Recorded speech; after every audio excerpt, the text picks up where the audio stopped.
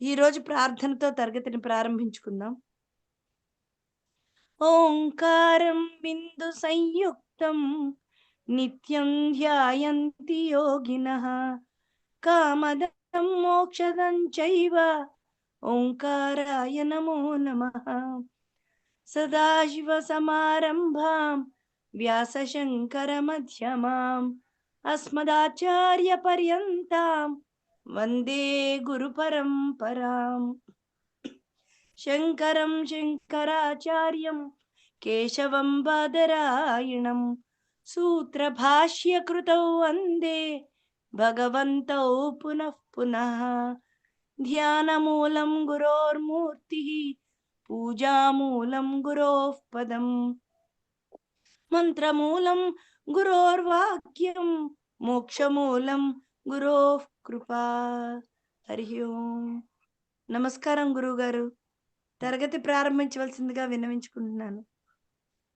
ఓం నమ శాంతాయ దివ్యాయ సత్యధర్మస్వరూపిణే స్వానందామృతతృప్తాయ సుందరాయ నమో నమః. మన అనుభూతి ప్రకాశంలో శ్వేతాశ్వతరోపనిషత్ సారాన్ని చూస్తున్నాం. దాంట్లో అత్యాశ్రములైనటువంటి వాళ్ళు కూర్చొని బ్రహ్మాన్ని గురించి విచారణ చేయడం అనేటువంటి విషయాన్ని చదువుతున్నాం.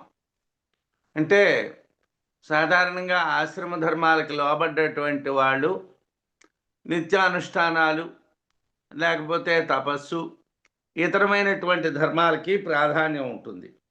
అత్యాశ్రములు అంటే వాళ్ళకి ఆశ్రమాలతో సంబంధం లేదు కాబట్టి వాళ్ళు పరబ్రహ్మాన్ని గురించే విచారణ చేస్తూ ఉంటారు. వాళ్ళకి ఇంకో విషయంతో విషయంతో సంబంధం ఉండదు. వాళ్ళు విచారణ చేస్తున్నారు. అన్ని ఉపనిషత్తులు ఒక్కొక్క రకంగా ఉంటూ ఉంటాయి. ఒక్కొక్కళ్ళు ఒక్కొక్క రకంగా దర్శిస్తూ ఉంటారు. దర్శించేది పరమాత్మనే, కాకపోతే దర్శించేటువంటి విధానాలు వేరువేరుగా ఉంటాయి. అన్ని విధానాలు తెలిసినట్టుగా అయితే ఏ విధానం ఒక విధానాన్ని అవలంబించి మనం పరమాత్మని సాక్షాత్కరింపజేసుకుందికి వీలుంటుంది. மாயா விசிஷ்டமீசானம். உங்களுக்கு நீங்க சொன்ன டேட் படி கேட்டரிங் எல்லாம் வேணுமா என்னன்னு எனக்கு சொல்லிடுங்க முன்கூட்டியே, அதுபடி பண்றதுக்கு வசதியா இருக்கு.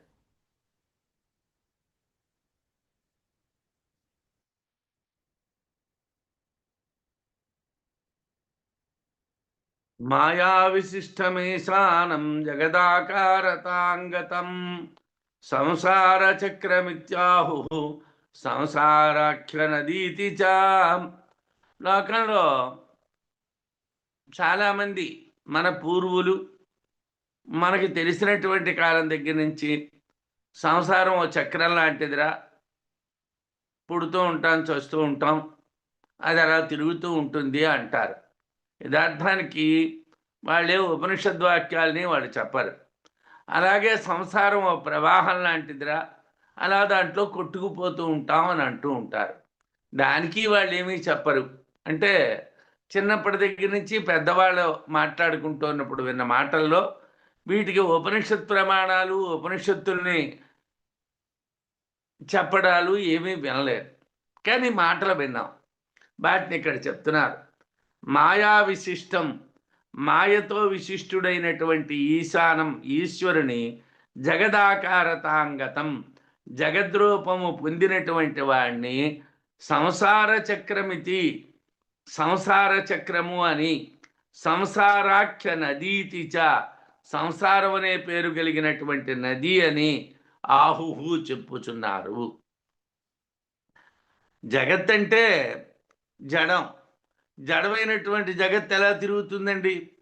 జడమైనటువంటి జగత్ ఎలా ప్రవహిస్తుందండి అంటే మాయా విశిష్టమైనటువంటి పరమాత్మతో కూడుకున్నటువంటిది అన్నారు. అంటే పరమాత్మ నేరుగా జగత్తుతో కలియడు. ఎందుకంటే పూర్తిగా చేతనుడు, నిత్యుడు, సత్యుడు అయినటువంటి పరమాత్మ అనిత్యము అసత్యము అయినటువంటి జగత్తుతో కలియడు.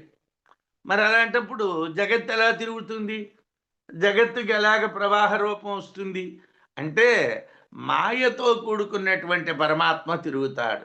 మాయతో కూడుకున్నటువంటి పరమాత్మ జగత్తులో ప్రవేశిస్తాడు.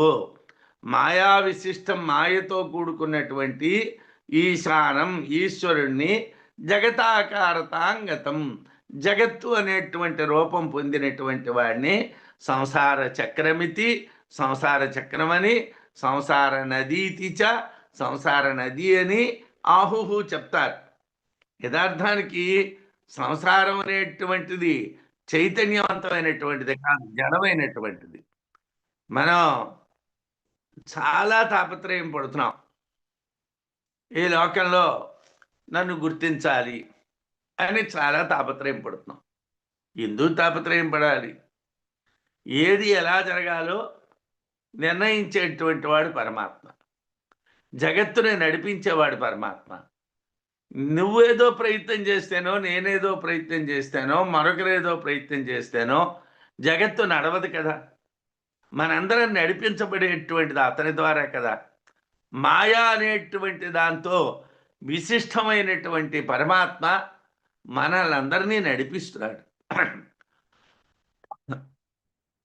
మనందరం దానికి లొంగి నడుస్తున్నాం.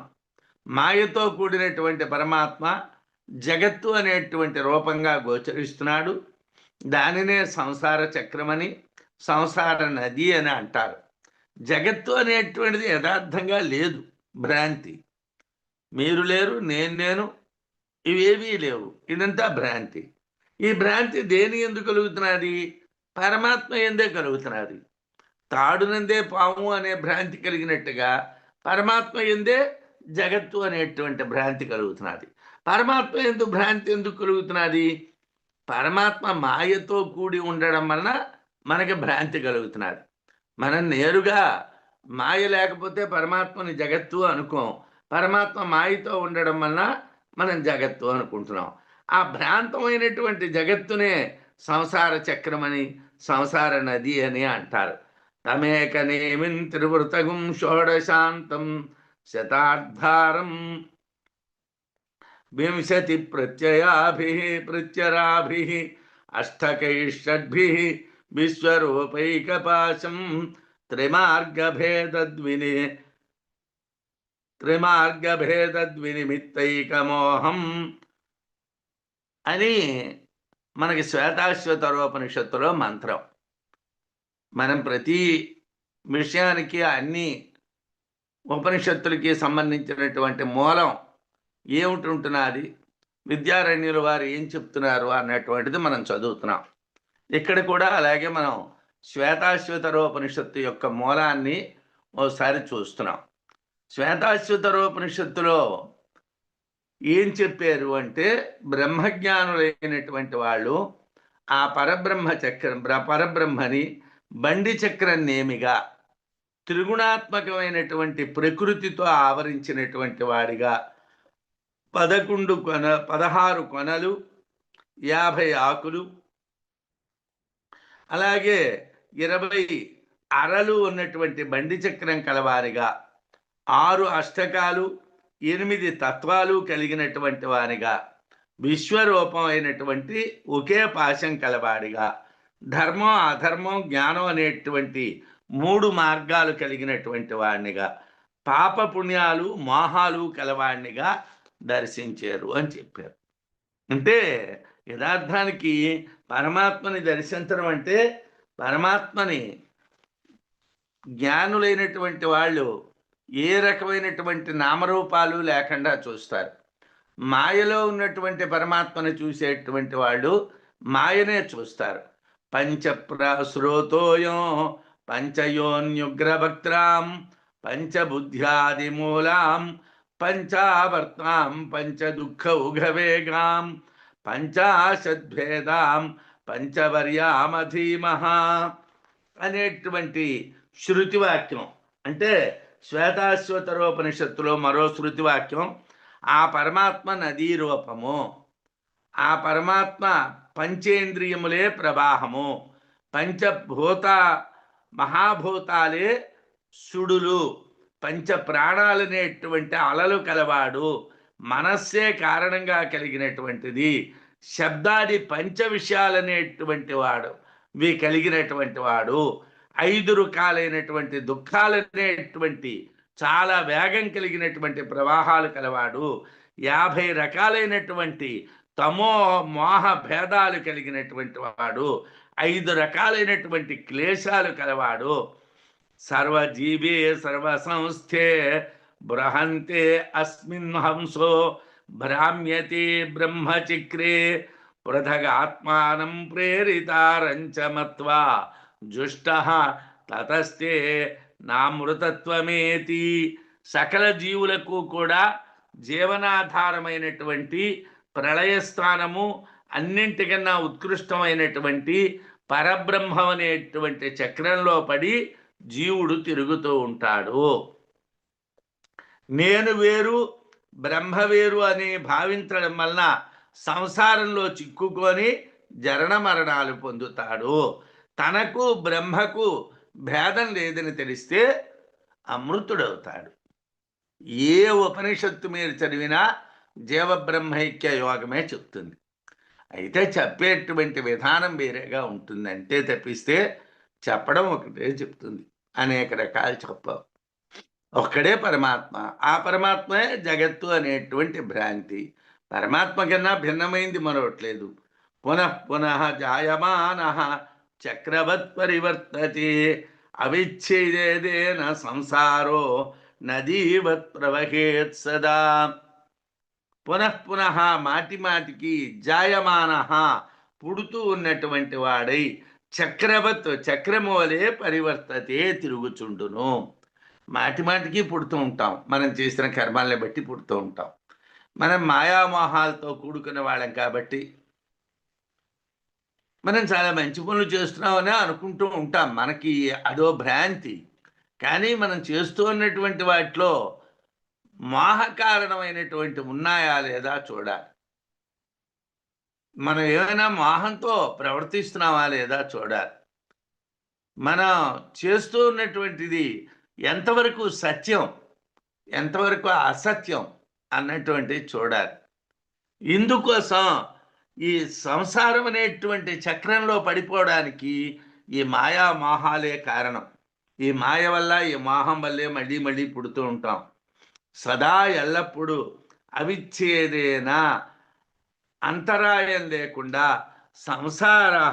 సంసారము నదీవత్ ప్రవహేత్ నదిలా ప్రవహిస్తూ ఉంటుంది. సంసారం ఎప్పుడు ప్రవహిస్తూ ఉంటుంది. అంటే ప్రవహిస్తూ ఉంటుందంటే కంటిన్యూటీ. ఇప్పుడు ఏదో ఈ జన్మెత్తాం. ఈ జన్మలో అధ్యయన భారతి అనేటువంటి చోట 100 మందిని కలిసాం. ఏవో కొన్ని విషయాలు మాట్లాడుకుంటున్నాం. కొంత జ్ఞానాన్ని సంపాదించుకుంటున్నాం. దీన్ని సద్వినియోగం చేసుకుంటే దీనివలన మనం ముందుకు వెళ్ళగలిగేటువంటి పరిస్థితి కల్పించుకుంటే మనం ఇంతకన్నా ఉన్నతమైనటువంటి ఉత్తమమైనటువంటి మార్గంలోకి ప్రవేశిస్తాం. దీన్ని మనం వినియోగించుకోలేదనుకోండి, మనం దీన్ని కూడా ఒక మోహ కారణంగా వినియోగించుకున్నాం అనుకోండి. దీన్ని కూడా మోహ కారణంగా వినియోగించుకోవడం అంటే ఇవేవో స్నేహాలు, ఇవేవో మనకి భౌతిక ధర్మాలు అనుకున్నాం అనుకోండి. అప్పుడు దీనివల్ల వచ్చిన ప్రయోజనం కూడా ఏముండదు. లోకంలో అన్నింటినీ కూడా లోక వ్యవహారానికి వినియోగిస్తున్నాం. మనం ప్రతి పని చేసిన ప్రతి పని కూడా లౌకికంగా పనికొస్తున్నదా లేదా ఆలోచించి పనిచేస్తున్నాం. ధర్మం విషయంలో కూడా అలా ఉండకూడదు. ఆత్మజ్ఞానం విషయంలో అలా ఉండకూడదు. ఆత్మజ్ఞానం విషయంలో మనం ఈ మాయామోహాలకి కొద్దిగా అవతల ప్రవర్తించాలి. అవతల మాయామోహాలు దాటి ప్రవర్తించాలి. మాటి మాటికి పుడుతూ చక్రం వలె తిరుగుతూ ఉంటాడు. ఎప్పుడు నిరంతరాయంగా ప్రవహించేటువంటి నది వలె సంసారం ప్రవహిస్తూనే ఉంటుంది. సంసారం చక్రం వంటిది, సంసారం నది వంటిది.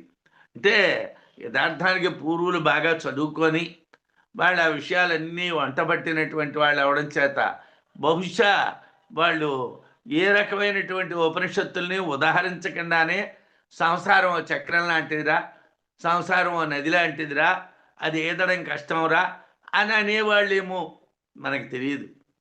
కానీ మనం బాగా చదువుతున్నాం అనుకుంటున్నాం, ఈదలేకపోతున్నాం. మనం ఎన్నో పొరపాట్లు చేస్తున్నాం. జీవో అహంకార ఉపహితశ్చక్రవద్భ్రామ్యతే సదా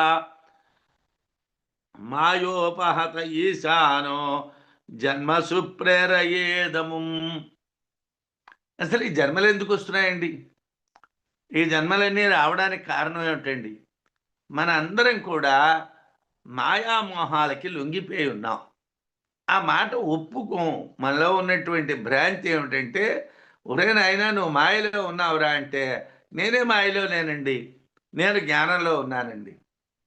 నువ్వు పుస్తకాలు చదివినంత మాత్రాన్నో, మహాత్ముల్ని చూసినంత మాత్రాన్నో నీకు భ్రాంతి తొలగిపోదు. నువ్వు సాధన చెయ్యాలి.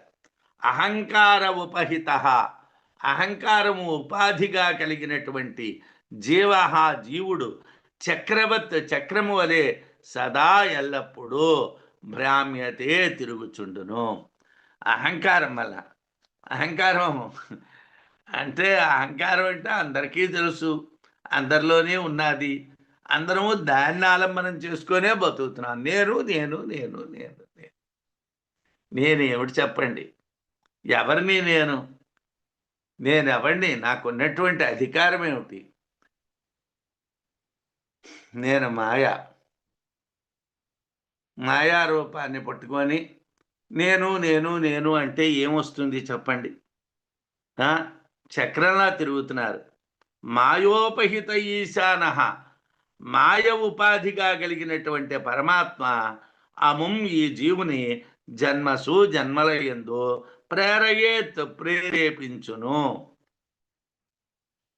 ఈయన జన్మలు రావడానికి కారణం ఏమిటండి? ఆ మాయతో కూడుకున్నటువంటి ఈశ్వరుడు మనని ప్రోత్సహిస్తూ ఉంటాడు. ఏమండి మీకు ఎల్లుండి సన్మానం ఉన్నదట, మీరు రావాలండి. సన్మానం కదండి, మీరు ఊర్లో పెద్దవాళ్ళు కదండి, రాకపోతే ఎలాగండి అని ఆయన అన్నాడు. అనేసరికి ఓహో నిజమే కావచ్చు, నేను చాలా గొప్పవాడిని, నేను లేకపోతే ఆ కార్యక్రమం జరగడం కష్టం, అలాగేనండి వస్తాను. వెళ్ళాం. వాళ్ళు పొగిడారు. మీ అంతటి వాళ్ళు లేరు, ఇంద్రుడు చంద్రుడు ఉపేంద్రుడు, మీలా చదువుకున్న వాళ్ళు లేరు, మీలా పనిచేసిన వాళ్ళు లేరు, మీరు చాలా గొప్పవాళ్ళు అన్నారు. చాలా ఆనందించాం.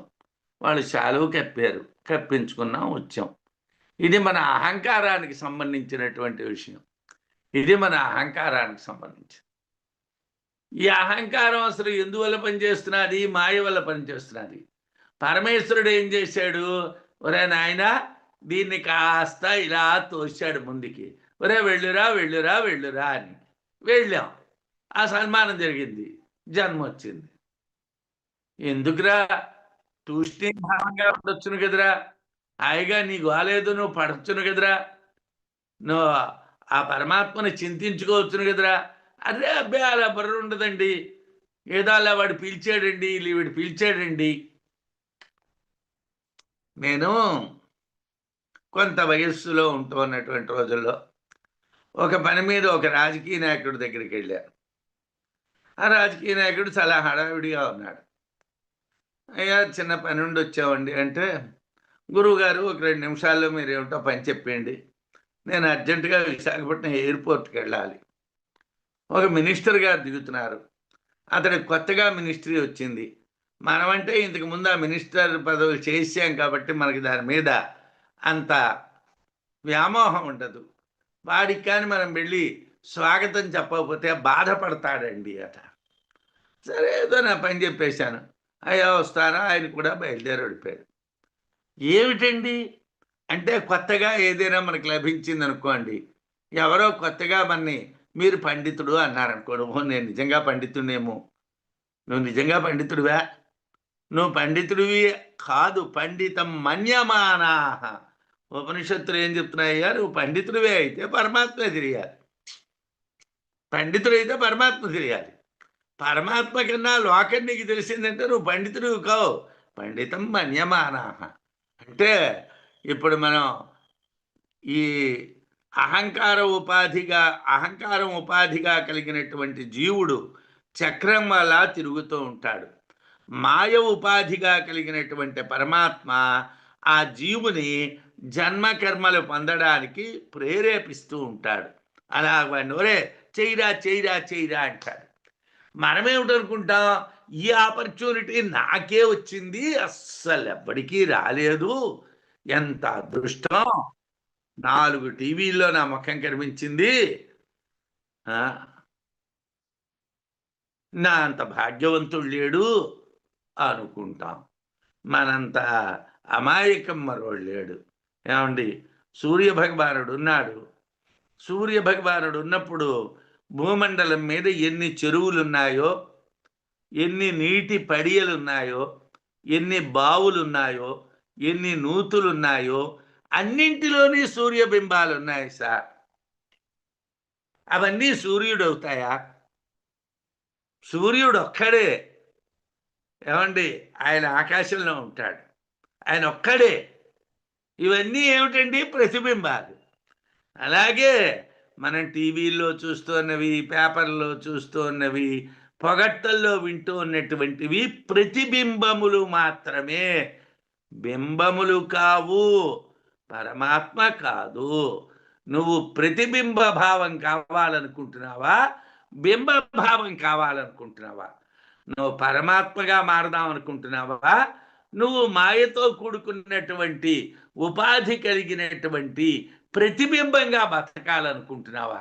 నువ్వే నిర్ణయించుకోవయ్యా. ఉపాధి ద్వయహీనంతు బ్రహ్మవేదేషు బోధ్యతే ఇత్థం వేద రహస్యజ్ఞా భవేయుర్బ్రహ్మతత్వతత్పరాః. వేదేషు వేదముల యందు, వేదాలంటే ఉపనిషత్తులే, అంటే మనం మాట్లాడుతూ ఉన్నటువంటిది ఉపనిషత్తులు కాబట్టి శృతులు అన్నటువంటి పదాన్ని ఇక్కడ ఉపనిషత్తుల యందే వాడతారు. శాస్త్రములు అన్నటువంటి పదాన్ని కూడా ఉపనిషత్తుల యందే వాడతారు. వేదేషు అంటే ఉపనిషత్తులందు, ఉపాధిద్వయహీనంతు అహంకార ఉపాధి మాయోపాధి లేనటువంటి దాన్ని బ్రహ్మ బ్రహ్మ ఇతి అని బోధ్యతే బోధింపబడుచున్నది. అహంకారము ఉండకూడదు, మాయా ఉండకూడదు. రెండూ లేకపోతే అది బ్రహ్మ అవుతుంది. నువ్వు బ్రహ్మవా, అహంకారం ఉండకూడదు. నువ్వు బ్రహ్మవా, మాయ ఉండకూడదు. నువ్వు బ్రహ్మం కాకపోతే మాయ చేత కప్పబడి ఉంటావు, అహంకారం అనేటువంటి గుణం చేత ప్రకాశిస్తావు. కాబట్టి ఆ రెండూ లేనటువంటిది బ్రహ్మ అని చెప్పబడుతుంది. ఇత్థం ఈ విధమైనటువంటి వేద రహస్యజ్ఞా, ఉపనిషద్ రహస్యాలు తెలిసినటువంటి వాళ్ళు, బ్రహ్మతత్పరా బ్రహ్మాన్ని పొందినటువంటి వాళ్ళు భవేయుహు అగుచున్నారు. ఎవళ్ళు బ్రహ్మజ్ఞానులు? బ్రహ్మజ్ఞానులు అంటే ఒక పుస్తకం నుంచి కాపీ చేసి మరో పుస్తకంలోకి ఎక్కించడం, ఆ పుస్తకం నుంచి కాపీ చేసి మరో పుస్తకంలోకి ఎక్కించడం, ఆ పుస్తకం నుంచి కాపీ చేసి మరో పుస్తకంలోకి ఎక్కించడం, ఇది బ్రహ్మజ్ఞానం కాదు. బ్రహ్మమును తెలియడం బ్రహ్మజ్ఞానం. బ్రహ్మాన్ని ఎలా తెలియాలి అంటే అహంకారం అనేటువంటి ఉపాధి చచ్చిపోవాలి, మాయా అనేటువంటి ఉపాధి అంటకూడదు. అహంకారం అనేటువంటి ఉపాధి లేకుండా అయిపోవాలి, మాయా అనేటువంటి ఉపాధి అంటకుండా ఉండాలి. దాన్ని బ్రహ్మం అంటారు. అది తెలియండి, దానికోసం ప్రయత్నం చేయండి. అది ఉపనిషత్తుల యొక్క రహస్యం. ఇన్ని ఉపనిషత్తులు మనం చదివామంటే, మనం నిజానికి చెప్పాలంటే ఆ 10 ఉపనిషత్తులే కాకుండా ఇంకా అన్యమైనటువంటి ఉపనిషత్తులు కూడా చదువుతున్నాం. ఇన్ని ఉపనిషత్తులు చదివినా మనకింకా మాయ, మనకింకా అహంకారం, ఈ రెండింటి మీదే మనం బతికితే మరి ఉపనిషత్తులు చదివి ప్రయోజనం ఏమిటి?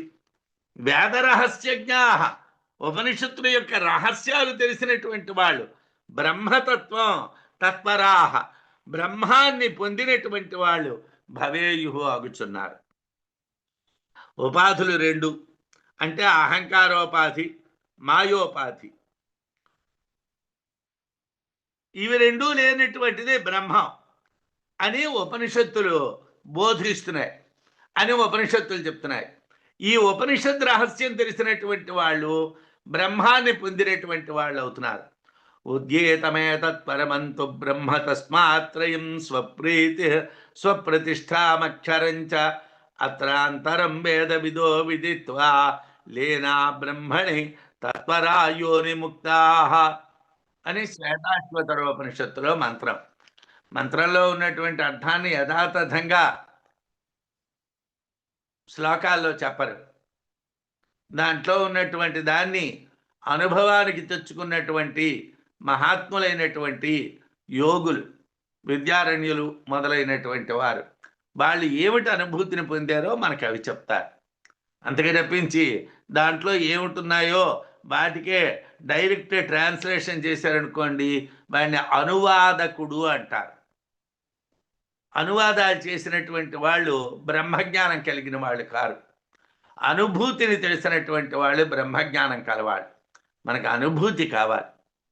అనుభూతి ఎలా వస్తుంది అంటే పరబ్రహ్మము అన్నింటికన్నా గొప్పదిగా చెప్పబడుతున్నది.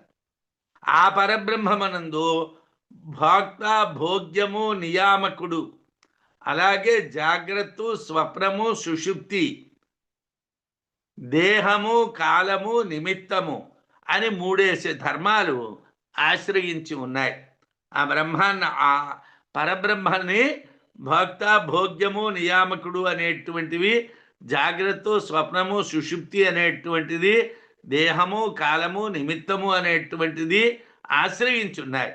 అయితే ఆ పరబ్రహ్మాన్ని ఆశ్రయం లేనటువంటిది బ్రహ్మజ్ఞానులు ఈ శరీరంలో అంతర్యామిగా ఉండేటువంటి పరబ్రహ్మలోనే లీనమై జనన మరణ సంసారం నుండి విముక్తిని పొందుతున్నారు. బ్రహ్మజ్ఞానులైనటువంటి వాళ్ళు ఈ శరీరంలోనే అంతర్యామిగా ఉన్నది. పరమాత్మ ఎక్కడో లేదు, ఇక్కడే ఉన్నాడు, మన దగ్గరే ఉన్నాడు.